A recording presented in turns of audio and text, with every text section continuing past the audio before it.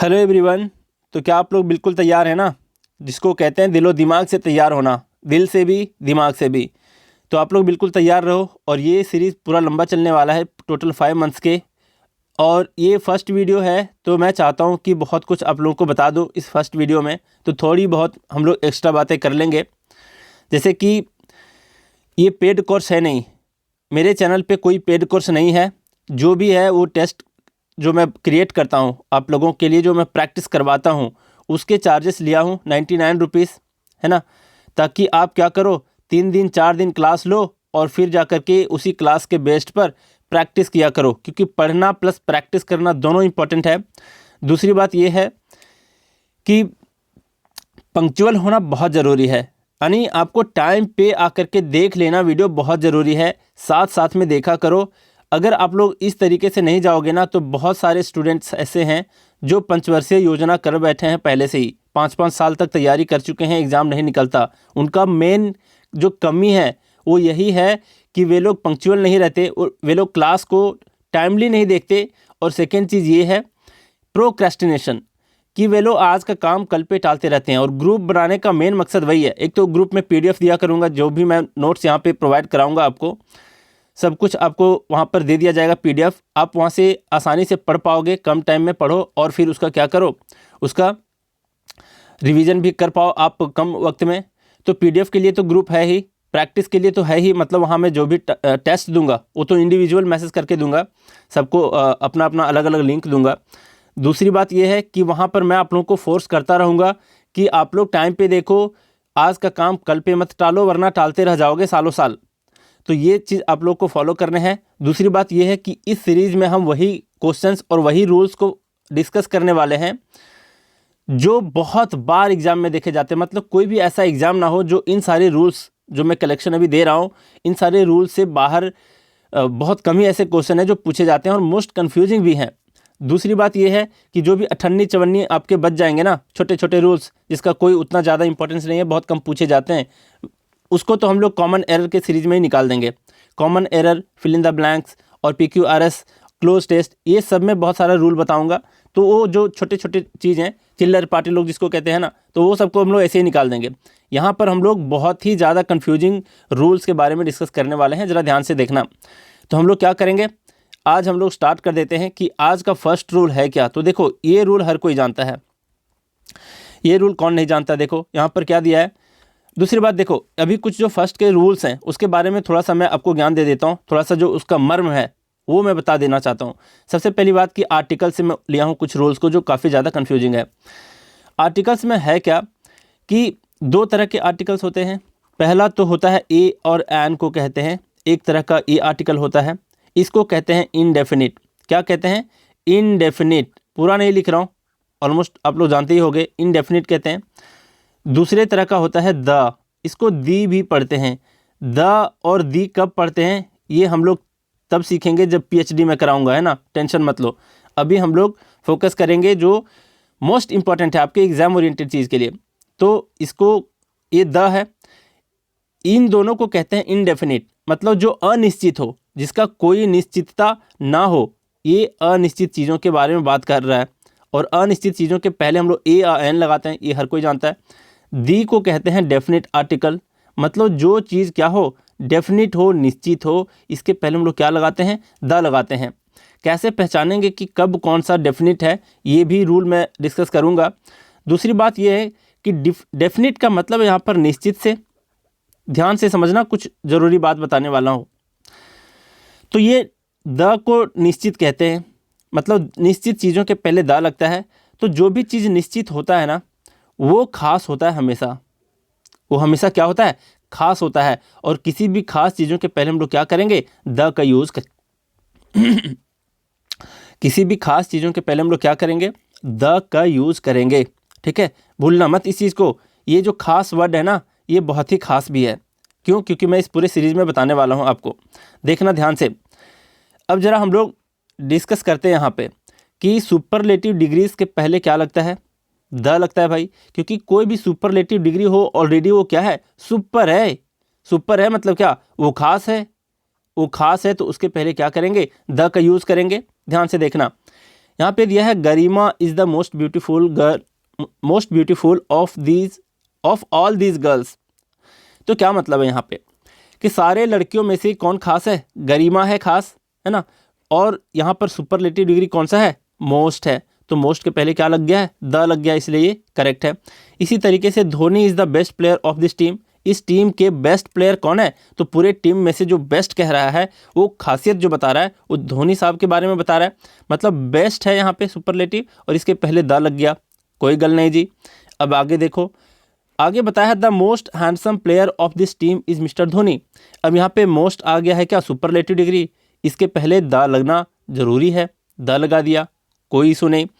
फिर आगे देखो, फिर बोला है Mohit is the tallest boy in the class. Class में सबसे ज़्यादा टॉलेस्ट कौन है? उसकी खासियत क्या है सबसे ज़्यादा टॉलेस्ट होने की? तो टॉलेस्ट सुपरलेटिव डिग्री है, इसके पहले द लगा दिया। अब कन्फ्यूजन स्टार्ट होता है यहाँ पे, देख लो क्या कह रहा है ये कह रहा है the most of the injured persons are out of danger. मतलब बोल रहा है कि जो मैक्सिमम लोग हैं, अधिकांश लोग हैं इंजर्ड पर्सनस में से, वो क्या है? आउट ऑफ डेंजर हैं, मतलब खतरे से बाहर हैं। फिर बोल रहा है most birds can fly in the sky, कि बहुत ज़्यादा मतलब अधिकतर बर्ड्स जो होते हैं वो क्या हो सकते हैं? स्काई में फ्लाई कर सकते हैं। अब ज़रा देखिए यहाँ पे क्या गड़बड़ है। तो यहाँ पे गड़बड़ है कि मोस्ट के पहले फर्स्ट वाला ऑप्शन में, फर्स्ट वाले एग्जाम्पल में हम लोग क्या किए थे? इसको खास समझते हुए इसके पहले द लगा दिए।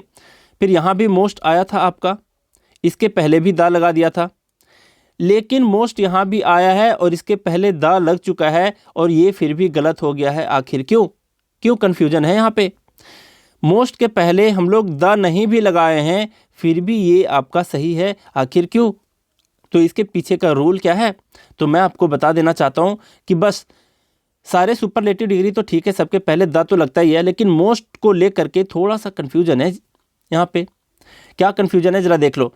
मोस्ट जब भी सुपरलेटिव डिग्री के फॉर्म में तो हमेशा होता ही है, लेकिन जब इसका अर्थ अगर निकल जाता है आपका अधिकतर के सेंस में, ध्यान देना, इसका अगर इसका मीनिंग अधिकतर के सेंस में आ रहा हो, आप फिर अधिकांश के सेंस में आ रहा हो, तो इसके पहले हम लोग द का यूज नहीं करते।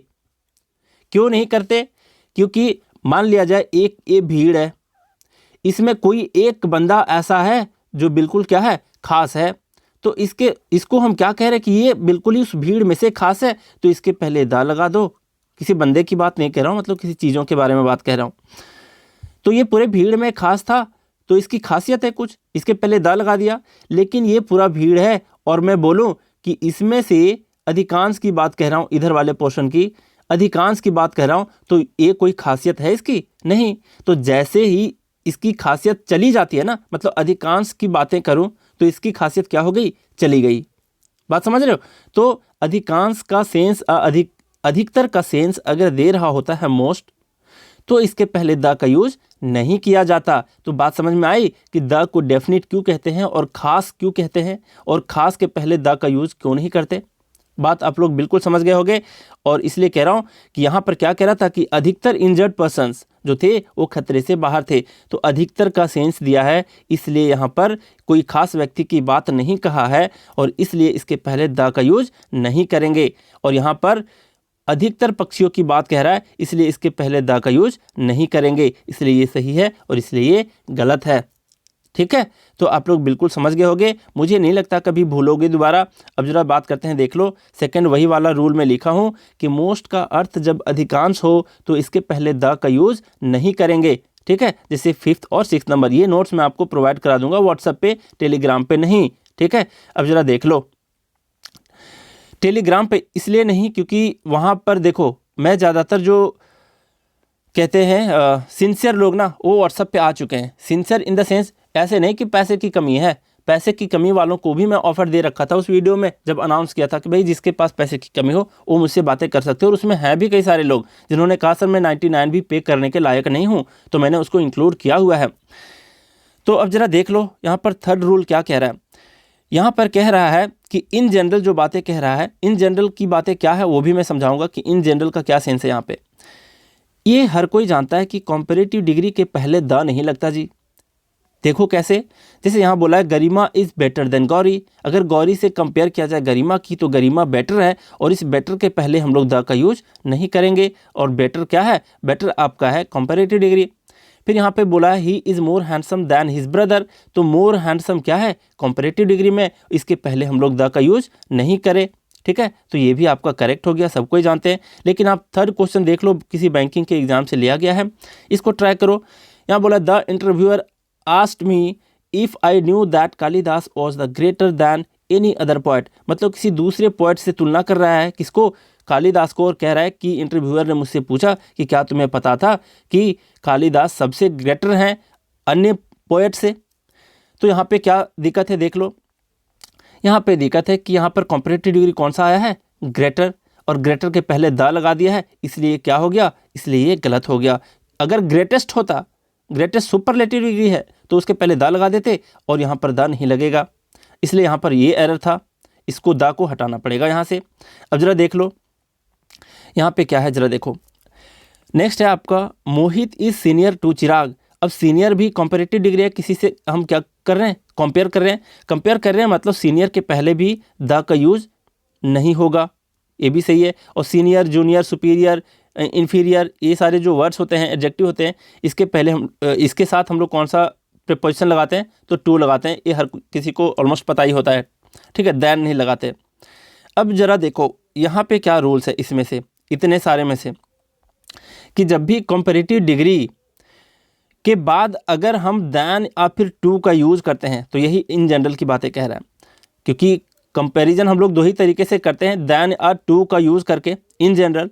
तो दैन और टू जैसे ही लग जाए कंपैरेटिव डिग्री के साथ, तो उसके पहले हम लोग क्या नहीं करेंगे, उसके पहले द का यूज नहीं करेंगे, क्योंकि कंपेयर कर रहे हो ना किसी से, मतलब साधारण भाषा में चलो कंपेयर करते हैं, है ना। तो दैन और टू तो सिंपल भाषा में आपका ये सेंस दे रहा होता है।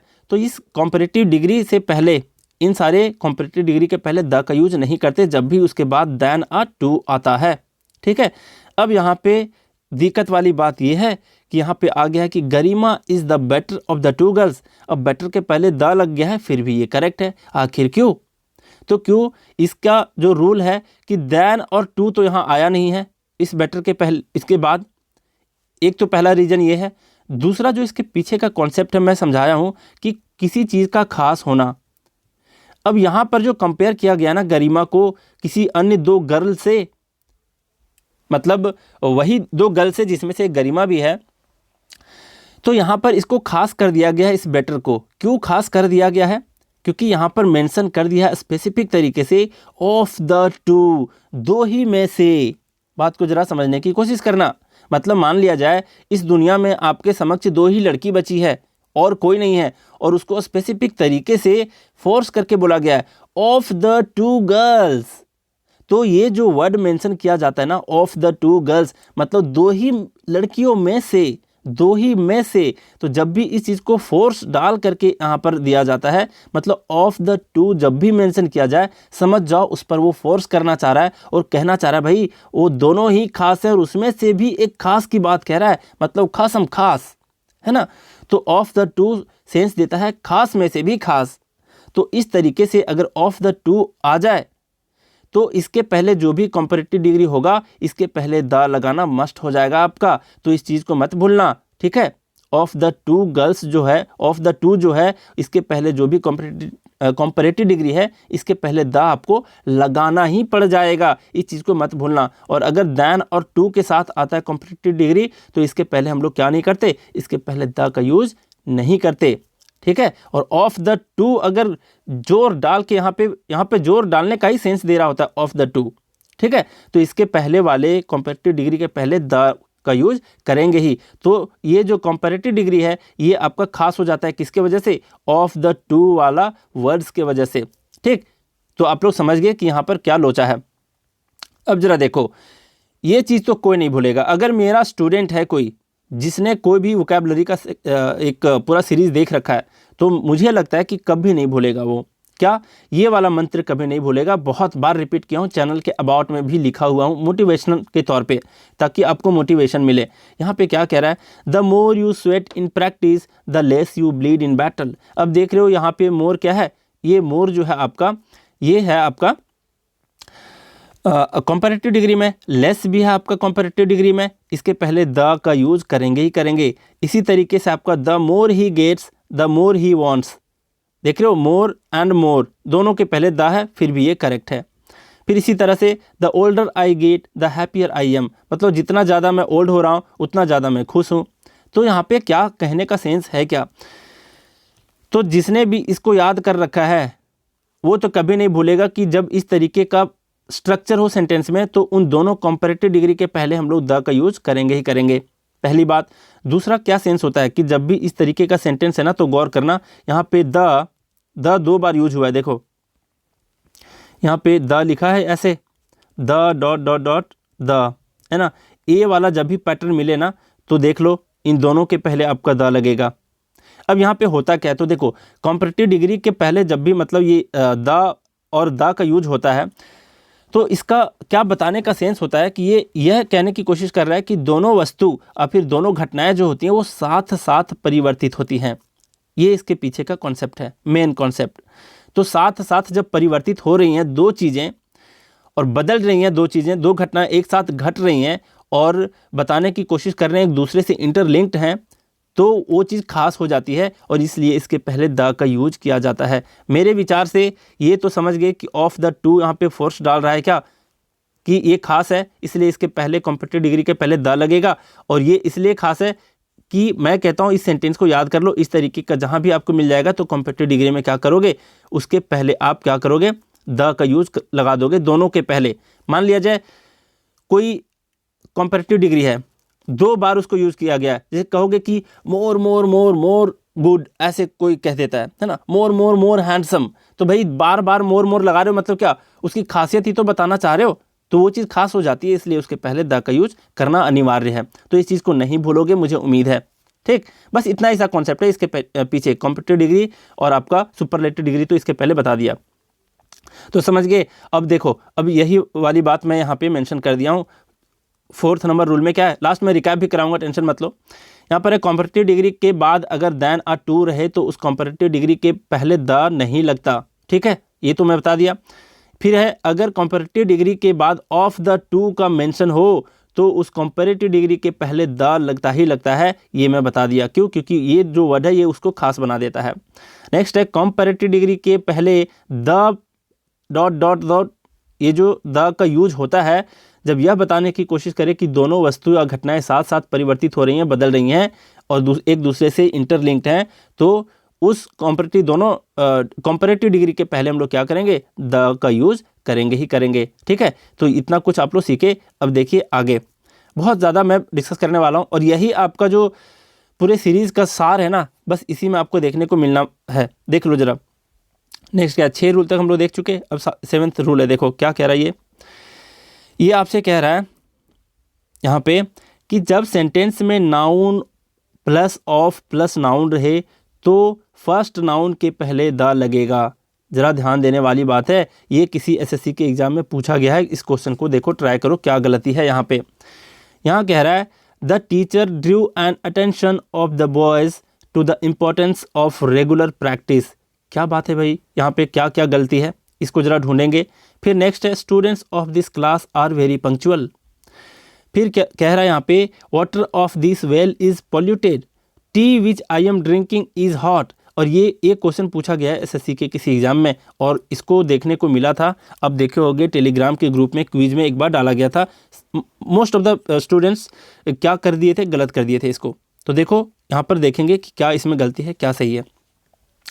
यहाँ पर देखो, यहाँ पर द टीचर की बात कर रहा है, मतलब टीचर के पहले द का यूज इसलिए हुआ है क्योंकि खास टीचर के बारे में बातें कर रहा है ये। क्यों, क्योंकि वही टीचर जो अटेंशन ड्रीव किया था किसके, जो बॉयज़ थे उसके, तो खास इस चीज़ के बारे में बता रहा है। देखो खास ये टीचर इसलिए भी हो जाता है ना क्योंकि जो भी यहाँ पर पर्सन मेंशन किया हुआ है उसके बारे में डिटेल यहाँ पर जब दिया जाए ना, तो बहुत ज़्यादा जब डिटेल दिया हुआ रहता है तो इससे पता चलता है कि वो कोई टीचर था जिसने ऐसा काम किया था।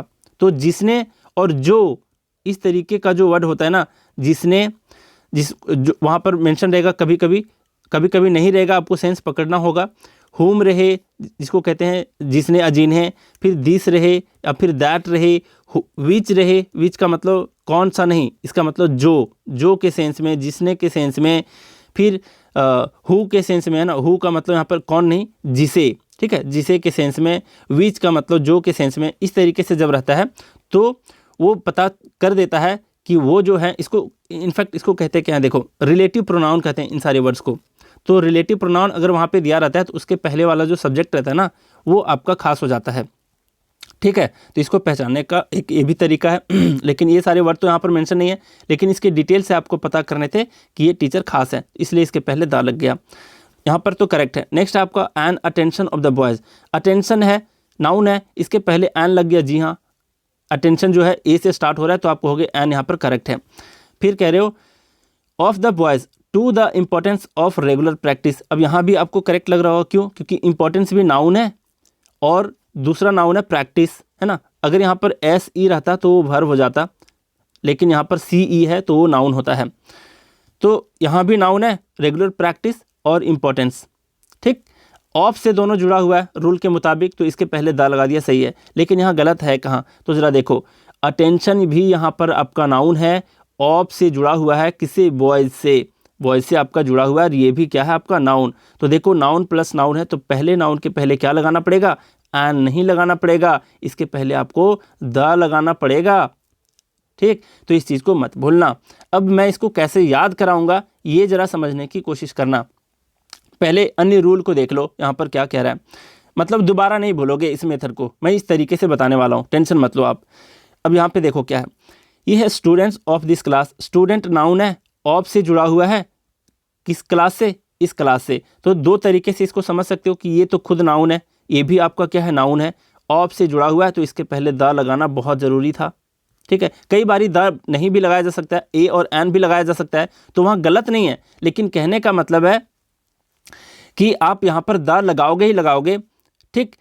कई बारी मतलब उसके बारे में हम लोग बाद में जिक्र करेंगे, लेकिन मोस्ट ऑफ द केसेस की मैं बातें करूँ, आपके एग्जाम ओरिएंटेड जितने भी क्वेश्चन पूछे जाते हैं उतना डीपली वैसे पूछा नहीं जाता, लेकिन ये सत्य है कि अगर इस तरीके की चीज़ें रहे तो इसके पहले द लगाओगे noun plus of plus noun के पहले, ठीक, फर्स्ट नाउन के पहले। अब जरा देख लो, तो नाउन प्लस ऑफ है प्लस नाउन है, इसके पहले द लगाना ही पड़ेगा आपको।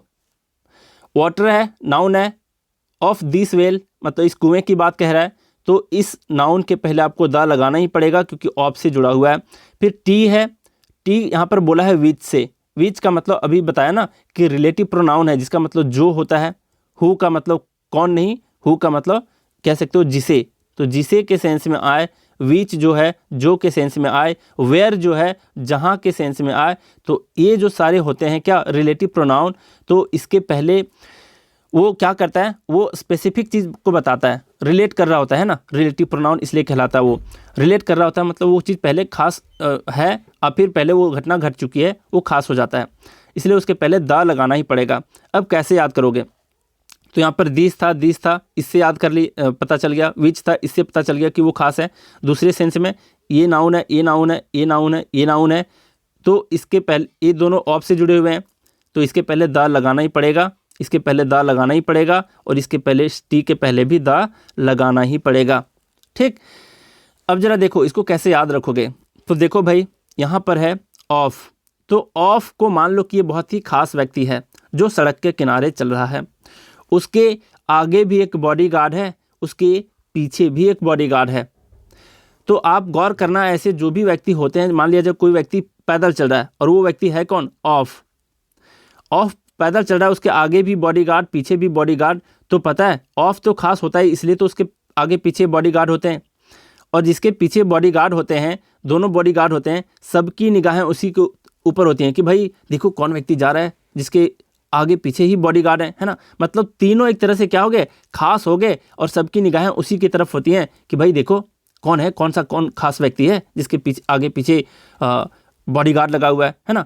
तो कहने का मतलब है कि ऑफ तो कोई व्यक्ति है जो खास है, लेकिन उसके आगे पीछे बॉडीगार्ड लगा रहे तो तीनों के तीनों खास हो जाते हैं पब्लिक के नज़र में। इसलिए इन तीनों के पहले हम क्या करेंगे, द का यूज करेंगे। और दूसरे सेंस में कहें तो द कहाँ यूज हुआ है, पहले वाले नाउन के पहले, है ना। तो कभी मत भूलना, ठीक है। दूसरे तरीके से देखो, एक और एग्जांपल देने की कोशिश करता हूँ, आप लोग मेरे एग्जांपल पे फोकस किया करना, कभी नहीं बोलोगे, ठीक है। अब यहाँ पे क्या है देख लो, मान लो एक कोई बंदी ऐसी है, तो उसके आगे पीछे कौन है, मान लिया जाए कोई बंदा ऐसा है जो आगे पीछे उसके घूम रहा है ना।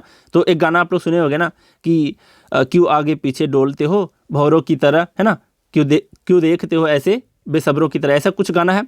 तो कहने का मतलब क्या है, आप क्या कहते हो उसको, क्या आगे पीछे इसलिए डोल रहा हूँ क्योंकि तुम बहुत ही क्या हो, खास हो, है ना। और अगर एक बंदा पूरे क्लास में एक बंदी के आगे पीछे घूमता रहे तो उस क्लास में सिर्फ वो बंदी खास नहीं रह जाती, उसके चर्चे, उस बंदे के भी चर्चे करते हैं, उस बंदी की भी चर्चे करते हैं पूरा क्लास, है ना। तो कहने का मतलब है इस तरीके से ये क्या हो जाता है, पूरे तरीके से खास हो जाता है। और इस खास वाले चीज़ के पहले हम लोग द का यूज़ करते हैं, और किसी भी खास के पहले द का यूज़ करते हैं, ये तो मैं पहले ही बता चुका हूँ आपको, ठीक। दूसरा तरीका था यहाँ पर रिलेटिव प्रोनाउन से पहचानना, कि रिलेटिव प्रोनाउन जब भी आ जाए तो समझ जाना कि ये चीज़ खास होती है और इसके पहले द का यूज करते हैं। Otherwise noun plus of plus noun से भी आप पहचान सकते हो, ठीक है। तो इसको मत भूलना। तो ये तो मैं बता दिया ये वाला रूल, लेकिन 8 रूल में जो अभी मैं बताया ये यहाँ पर मेंशन है, देख लो।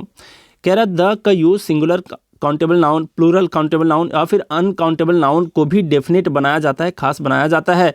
किससे, रिलेटिव प्रोनाउन से। जैसे टी वाले में विच आया था और विच उसको खास बना दिया और उसके पहले द का यूज़ करना बहुत ही ज़रूरी था, ठीक है। अब देख लो, इसको पढ़ लेना आप लोग, मैं दे दूंगा नोट्स। अब यहाँ पे क्या कह रहा है 9th नंबर देखो, यहाँ पर जो कहने की कोशिश कर रहा है ये बहुत ज़्यादा इंपॉर्टेंट है और बहुत सारे एग्जाम्स में पूछे जा चुके हैं।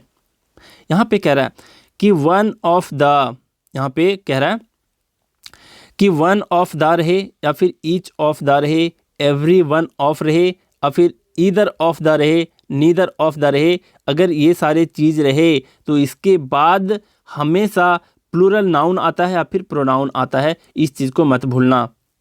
इसके पहले क्या आता है, प्लूरल नाउन या फिर प्लूरल प्रोनाउन आता है। इस चीज़ को इसलिए नहीं भूलना क्योंकि मैं बता रहा हूँ आपको, देख लो यहाँ पे क्या कह रहा है, देखो यहाँ पे एग्जाम्पल में देखो तब समझोगे आप। कह रहा Mohit is one of the most intelligent. अब द का जो जितना भी कॉन्सेप्ट था वो मैं बता चुका हूँ, ठीक है। अब यहाँ पे देखना, गौर करना, Mohit is one of the most intelligent boy in the class. ये क्या कहने की कोशिश कर रहा है कि मोहित एक ऐसा बंदा है जो वन ऑफ द मतलब उनमें से एक है, मोस्ट इंटेलिजेंट बॉय में से एक है क्लास में। अब यहाँ पे क्या गड़बड़ है, तो अभी जो मैं आपको रूल बताया देख लो क्या कह रहा है, ये वन ऑफ द है तो यहाँ पर भी आपका वन ऑफ द था, देखो वन ऑफ द। तो इसके बाद जो भी नाउन अब प्रोनाउन आएगा वो किसके फॉर्म में होना चाहिए, वो होना चाहिए प्लूरल फॉर्म में। तो बॉय जो है यहाँ पे ये प्लूरल है क्या, नहीं है, इसलिए यहाँ पर बॉयज लगाना पड़ेगा। बात समझ गए, तो इस चीज़ को मत भूलना। नेक्स्ट आपका वन ऑफ द प्रॉब्लम। अब आगू मतलब ये क्वेश्चन अगर मान लिया जाए ये पूछ दिया जाए एग्जाम में तो आगे पढ़ने की ज़रूरत ही नहीं है, क्योंकि आपके दिमाग में क्लिक कर जाएगा तुरंत कि अच्छा वन ऑफ द है, जी हाँ। तो इसके बाद जो भी नाउन आया है वो क्या होना चाहिए, प्लूरल फॉर्म में। तो ये प्लूरल फॉर्म में है ही नहीं, तो यहाँ पे क्या होना चाहिए, प्रॉब्लम नहीं प्रॉब्लम्स होना चाहिए, ठीक है, प्लूरल फॉर्म में होना चाहिए। इसलिए ये भी गलत है आपका, तो आपका यही सही हो गया, ठीक है। मतलब प्रॉब्लम नहीं प्रॉब्लम्स होना चाहिए। तो ये कहोगे कि सर ये सारे कैसे याद रहेंगे, तो देखो ये सारे कैसे याद रहेंगे, सब जो सेंस देता है ना, one of the, each of the, every one of the, either of the, neither of the, वो किसी सिंगल व्यक्ति के बारे में बात करने की कोशिश कर रहा है। तो ये सिंगल का सेंस दे रहा है, चाहे वन ऑफ द हो, ईच ऑफ द हो, एवरी वन ऑफ हो और फिर ईदर ऑफ, नीदर ऑफ ऐसे भी रहे, तो ये सिंगल व्यक्ति का सेंस दे रहा है ना। तो याद रखने की क्या ज़रूरत है इसमें, आप याद रखो ना कि ऐसे सिंगल चीज़ें रहे तो उसके बाद अगर ऑफ लगा रहे, ऑफ द लगा रहे, तो उसके बाद आने वाले नाउन क्या रहेगा, प्लूरल फॉर्म में रहेगा, ठीक है। तो प्लूरल फॉर्म में रहेगा, इस चीज़ को याद रखना। और सब सिंगल के सेंस में आपका ये यूज होता है। अब आगे देखना, अब यहाँ पे कह रहा है कि each of the mangoes are ripe, मतलब क्या है, हर एक जो मैंगोज है वो क्या है, पके हुए हैं, यही तो कह रहा है। अब ईच ऑफ द के बाद क्या आना चाहिए था, वो आना चाहिए था प्लूरल फॉर्म में। तो प्लूरल फॉर्म में तो मैंगोज है ही, तो फिर गलती क्या है भाई, फिर गलत कैसे हो गया, तो मैं बताता हूँ। इसलिए तो इस सीरीज़ को लाया हूँ ताकि आप कंफ्यूज ना करो किसी भी तरीके से।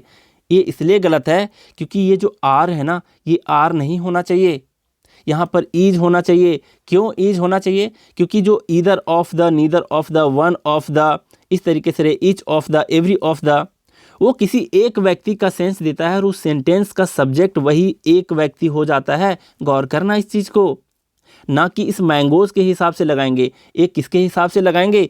ईच ऑफ द, उस सिंगल व्यक्ति के हिसाब से यहाँ पर वर्ब लगेगा। तो वर्ब भी आपका सिंगुलर होना चाहिए, ना कि प्लूरल होना चाहिए। प्लूरल होगा आपका कौन? इसके बाद आने वाला नाउन, लेकिन इसके लिए जो वर्ब यहाँ पर लगेगा वो सिंगुलर होना चाहिए।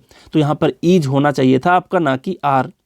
अब इसी तरीके से बता रहा है। अब याद करने का भी क्या इसमें झंझट है, क्योंकि इस सेंटेंस का जो सब्जेक्ट है वो ईच वन ऑफ द है, और फिर ईच ऑफ द है।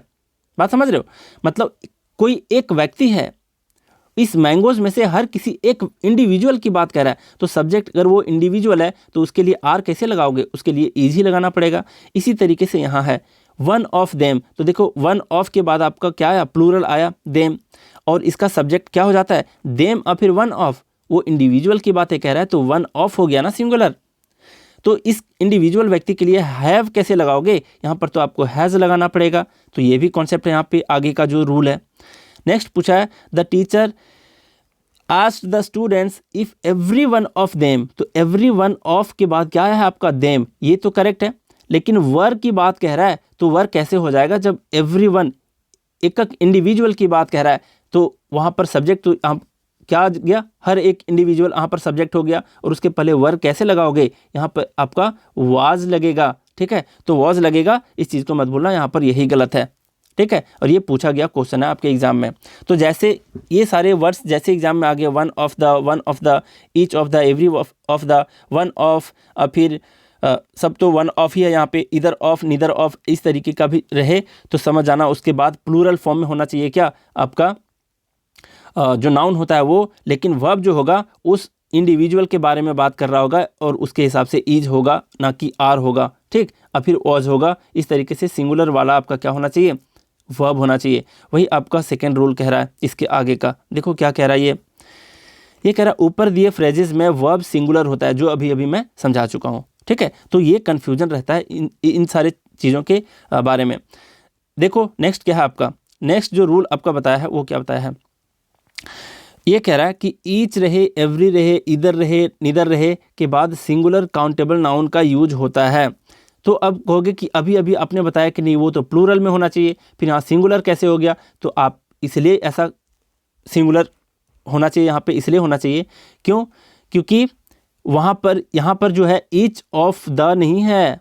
गौर करना, ये ऑफ द यहाँ पे नहीं है, सिर्फ ईच है, सिर्फ एवरी है, सिर्फ ईदर है या फिर नीदर है। इसके बाद ऑफ द नहीं है। इसके पहले वाले जो मैं रूल बताया 9th नंबर, उसके बाद ऑफ द लगा हुआ था।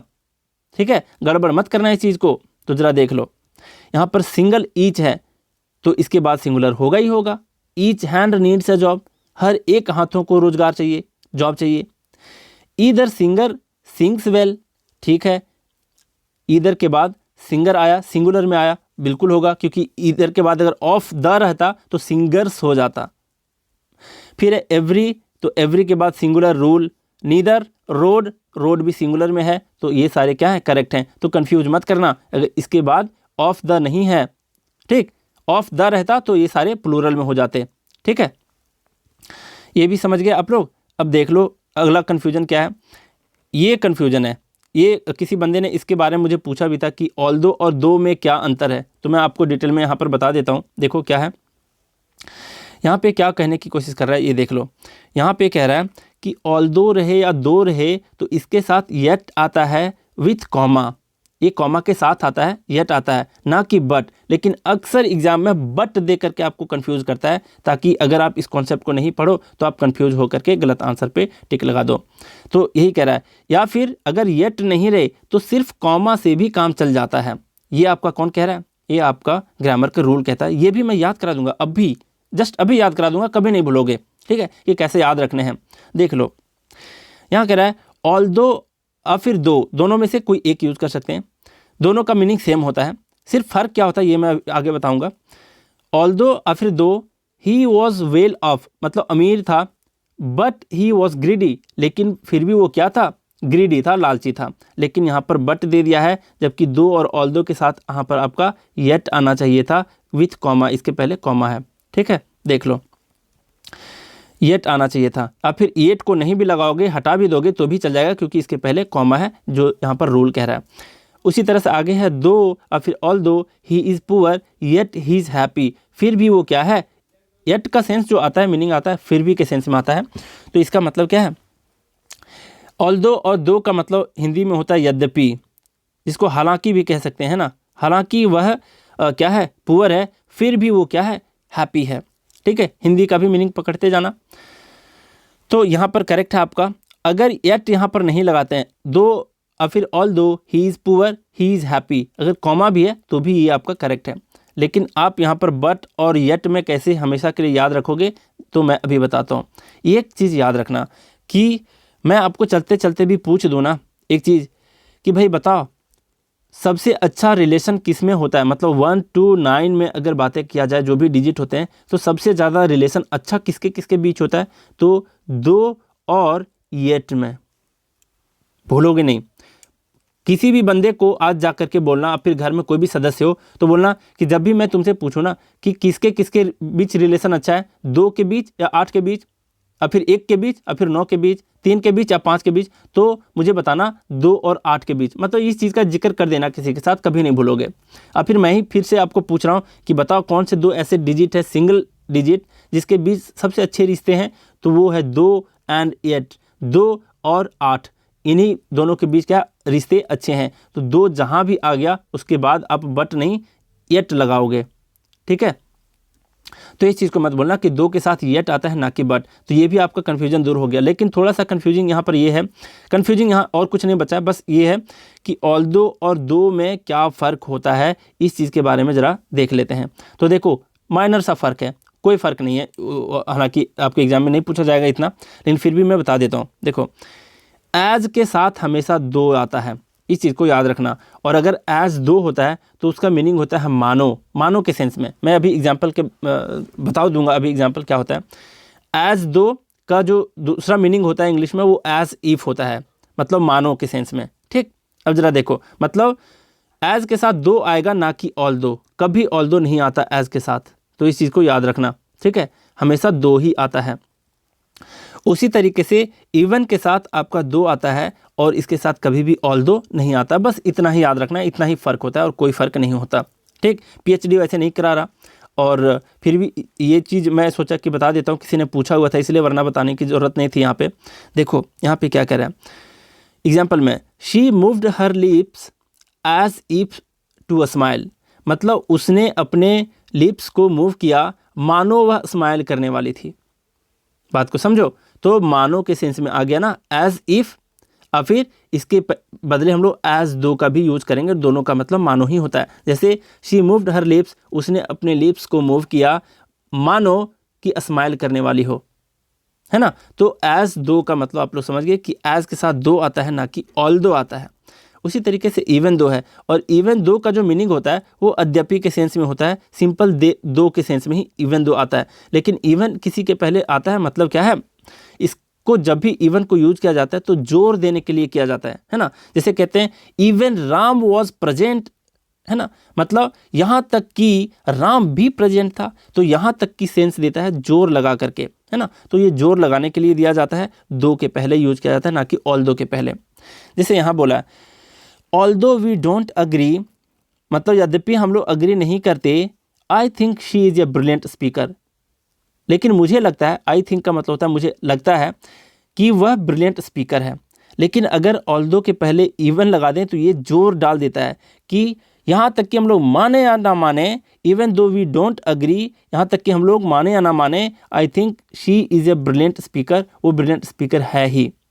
तो यहाँ पर इवन का यूज किया गया फोर्स लगा करके। लेकिन आपको याद क्या रखना है कि इवन और एज 2 ऐसे चीज़ हैं जिसके बाद हम लोग क्या 2 का ही यूज करते हैं, ऑल्दो का यूज नहीं करते, ठीक। जैसे यहाँ पर ऑल्दो था, इसके पहले इवन हम लोग यूज नहीं कर सकते। तो ये दोनों में फ़र्क है और कोई फ़र्क नहीं है, याद रख लेना। अब ज़रा देखो नेक्स्ट आपका क्या है रूल, नेक्स्ट हम लोग नेक्स्ट क्लास में, है ना, नेक्स्ट क्लास में हम लोग डिस्कस करेंगे। लेकिन एक बात मैं बता देता हूँ, जो अगले क्लास का जो फर्स्ट रूल है ना, जो अगले क्लास का जो अभी 14 नंबर रूल होने वाला है वो इतना ज़्यादा कन्फ्यूजिंग है और उसको इतना अच्छे से बताऊँगा ना कि मतलब चुटकी बजाते ही याद हो जाए, कभी नहीं भूलोगे उसको, है ना। और मोस्ट कन्फ्यूजिंग है, उससे एक ना एक क्वेश्चन टपकता है। इस चीज़ को आप गारंटीड के साथ लिख लो कि उससे क्वेश्चन आते ही आते हैं। और फिलहाल एडमिन ने शायद कीर्ति केवट जो एडमिन है उन्होंने शायद क्वेश्चन को डाला हुआ था ग्रुप में, तो इशिता थी, उसने पूछा था कि प्लीज़ एक्सप्लेन दिस, तो वहाँ पर किसी ने एक्सप्लेन किया हुआ भी था, लेकिन शायद मुझे नहीं लगता कि उस एक्सप्लेनेशन से किसी को समझ में आया होगा। तो मैं डिस्कस कर दूंगा अच्छे तरीके से, कभी नहीं भूलोगे उस रूल को। और किसी बुक में आपको उतने अच्छे से नहीं मिलेंगे, तो ध्यान देना। और आप लोग को हमेशा बता रहा हूँ, बार बार बता रहा हूँ कि जब भी वीडियो आ जाए साथ में देख लिया करो, वरना पछताओगे, टालते रह जाओगे आज का काम कल पे। तो चलिए इस वीडियो को लाइक कर देना आप लोग। और हाँ, रिकैप में करवाना भूल गया है ना, तो रूल को मैं एक बार रिकैप करवा देता हूँ जल्दी। और ये जो गैप दिख रहे ना, ये सारे यहाँ पर देख रहे होगे, ये सारा गैप आपको पीडीएफ में नहीं देखने को मिलेगा, मैं कंडेंस करके दूंगा पूरे पीडीएफ को, टेंशन मत लो। यहाँ पर फर्स्ट रूल क्या है, इस वीडियो को लाइक कर देना, भूल मत जाना, खो मत जाना पढ़ते। यहाँ पर क्या है देखो, पहला रूल है कि सुपरलेटिव डिग्री के पहले द आता है, लेकिन मोस्ट का यूज अगर अधिकांश या फिर अधिकतर का सेंस दे रहा होता है तो इसके पहले द का यूज नहीं होता है, क्योंकि उसकी खासियत चली जाती है अधिकांश के सेंस में। नेक्स्ट है कंपैरेटिव डिग्री के पहले द नहीं लगता, लेकिन द कब लगता है, जब फोर्स करके बोला जाए ऑफ द टू, तो ये खास हो जाता है, इसके पहले द का यूज करते हैं। और द ... द वाला सेंस, इस सेंस में आपका द का यूज होता ही होता है। जब दो घटनाएं या दो वस्तुएं एक साथ घट रही होती हैं तो उसके पहले क्या करते हैं, द का यूज करते हैं। वही वाली बात यहाँ पर मेंशन कर दिया हूँ कि कॉम्पिटिटिव डिग्री के बाद अगर दैन अ टू रहे तो उस कॉम्पिटिटिव डिग्री के पहले द नहीं लगाते, और अगर ऑफ द टू रहे तो उस कॉम्पिटिटिव डिग्री के पहले हम लोग द का यूज करते हैं। और फिर कह रहा है द ... द वाला यूज आप लोग याद कर लेना। और ये यह बताने की कोशिश कर रहा होता है कि दोनों वस्तु या घटनाएं साथ साथ परिवर्तित होती हैं। नेक्स्ट रूल है आपका, जब सेंटेंस में noun plus of plus noun रहे, आगे पीछे डोल रहा होता है, क्यों, क्योंकि वो ऑफ खास है और पूरे क्लास के लिए ये तीनों खास हो जाते हैं, इसलिए इसके पहले द का यूज करेंगे ही करेंगे। ठीक, अब जरा देख लो।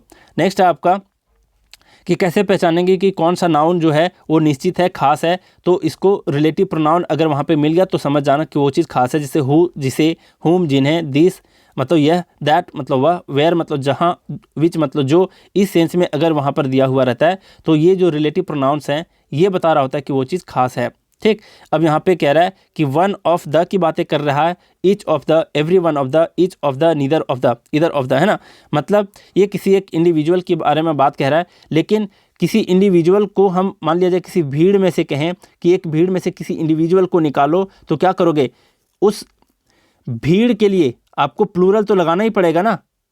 किसी में से की बात कह रहे हो, ईच ऑफ द की बात कह रहे हो, मतलब किसी भीड़ में किसी एक इंडिविजुअल की बात कह रहे हो, मतलब उस भीड़ को शो करना पड़ेगा प्लूरल फॉर्म में, ना कि सिंगुलर फॉर्म में।